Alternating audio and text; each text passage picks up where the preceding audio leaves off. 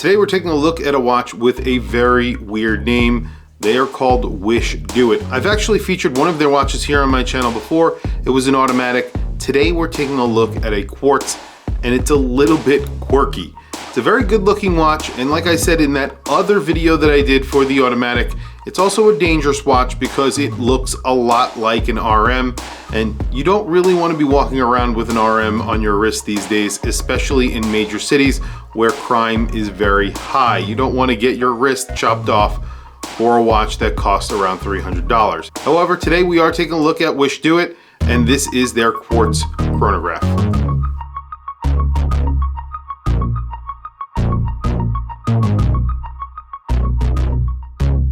So here it is. It's somewhat of a quirky watch, but I have to say it does look a lot like a Richard Mille. So if you are into that, this is a watch that will satisfy that look.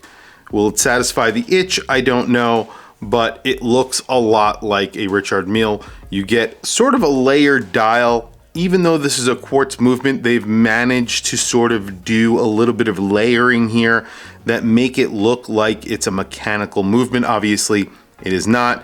You're getting a Seiko VD movement in here, so this is a very quirky chronograph. So when you press the top pusher, it doesn't actually start the chronograph. What it does is it starts the chronograph seconds down here at 6 o'clock. You have a 24-hour dial here, and then I think you have a 60-minute counter right there at the 9 o'clock. It doesn't restart the central seconds. It actually just restarts the central, the small seconds here down at the 6 o'clock. So when you press it's actually a very quirky movement. I don't really even know. I'm pressing all the buttons here and nothing is stopping. Now, I don't know if that's normal for this movement, but so far what I've experienced is some weird, quirky behavior from this movement. Now, before it was just sort of counting down the seconds there at the 6 o'clock, and now it's doing something completely different. I do find that a little strange. There you go. So it has stopped at the sort of 12 o'clock mark on that counter, and then I believe I could stop it and then start it again, and then stop it and restart it. So there you go. I don't know what that was, that little freak out. It's happened a few times. Very, very strange, but a very weird movement put into a watch that is meant to look like a Richard Mille. You do have screws here. Those are fake, I believe. You have a metal case. So this is stainless steel made to look like carbon fiber. It's actually pretty heavy. You do get layering in the dial, as I mentioned. So there's sort of a clear portion of the dial. I think it's probably mineral crystal because this is actually a curved mineral crystal here. So the actual, glass on here, the crystal is mineral, so it's not sapphire. And then you have a layer that is a dial, could be plastic or it could be mineral crystal. And then there are indices that are laid on top of that. Those are filled with lume. Then there are sort of daggers or teeth for each one of the primary indices, well, actually secondary and primary indices. Those are filled with lume. And then the hands are also filled with lume. Each one of the chronograph hands are a different color. So one is orange, one is yellow, one is red, I believe. Then you have a red tipped arrow for the seconds. Flipping it over, for one reason or another, they decided to put WISHDOIT here and what looks like a Mustang, I want to say. But it's sort of a mishmash, and then it just says some other script right here. I think it says like Japanese movement and then some sort of numbers.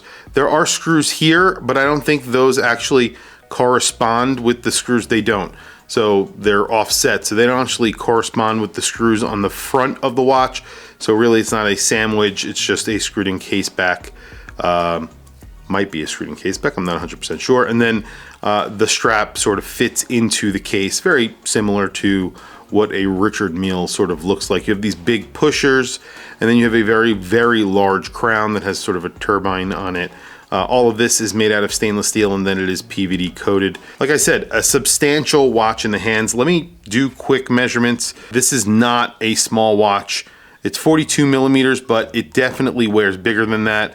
That's at that top bezel, 43 millimeters and change at the case, sort of. Then you measure the lug to lug, but it's very hard to get the lug to lug on a watch like this, so 55.8. The big measurements here are the crown, which is 10 millimeters. It's giant, over 10 millimeters. And then the thickness. The thickness on here is pretty thick, considering that this is just a quartz chronograph that is sort of layered with other stuff on top of it.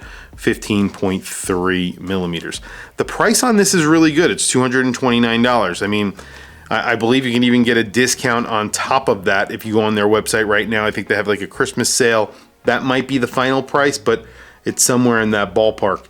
That is actually really good, considering all the details that they have put into this dial to make it look like a mechanical movement. I think you probably, if you go on their website, I think they have mechanical movements as well.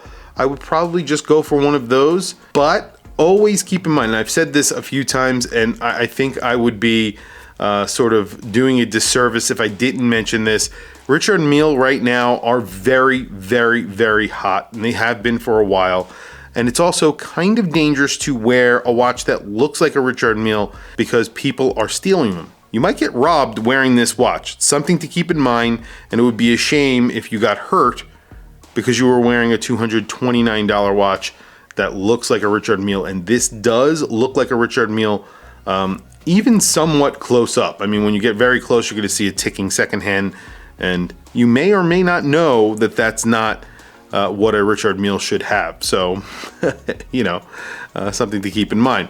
Anyway, on my wrist today, I have a watch that also has a ticking second hand, but this is the Not Kinetic watch, the SAC 40S. Really awesome kinetic watch made in Japan, and I believe the case is actually made in the same factory that make some Grand Seiko cases. So this is a really awesome watch at a really great price, around $350 on that strap. So pretty cool. Anyway, here is the WISHDOIT on my 7.5 inch wrist. One of the things I also noticed is that the buckle is not PVD coated on this, so it really does stand out and look a little bit weird against the all black look of this watch.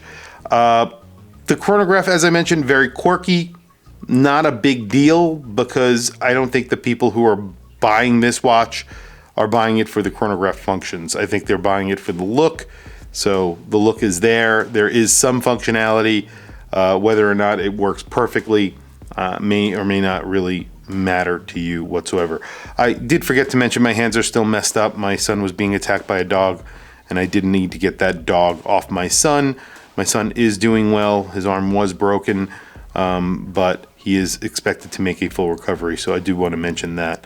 I've been mentioning that in every video because my hands are still pretty scratched up, and you may have noticed throughout the video. But there you go.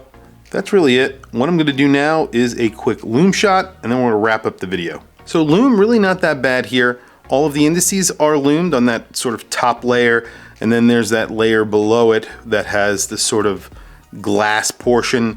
Those are the numerals that are sort of applied to that glass. Those are loomed as well, and then the hands are loomed. It's a little bit confusing because there are little dots of loom everywhere. Even the chronograph hands have loom on them, those little sub registers. So it is a little bit hard to read in the dark. It's pretty hard to read during the day, if I'm completely honest. So, you know, there you go. It's got loom, and you can see this watch in the dark as well. And the loom isn't terrible. I do want to mention this comes with a watch pouch as well at that $229 price. So really, you're getting a lot for your money, especially if you're into this sort of watch. Tell me what you guys think down in the comments below. I want to hear from you guys. What do you think of this watch? What do you think of Richard Mille? What do you think of Richard Mille homages like this? And the dangers of wearing a Richard Mille and the dangers of wearing a Richard Mille homage kind of go hand in hand here. Tell me what you guys think in the comments below. Please also don't forget to like, subscribe, hit that bell icon. It is super helpful for the channel, and I very much appreciate it. Please follow me on Instagram. My Instagram is WatchChrisBlog, all one word. I have some links in the description. Those links are to Amazon. If you click those links and buy anything, it helps support the channel. It doesn't cost you anything extra. However, I very much appreciate it. Anyway, thank you for logging on. I'll catch you guys in the next video.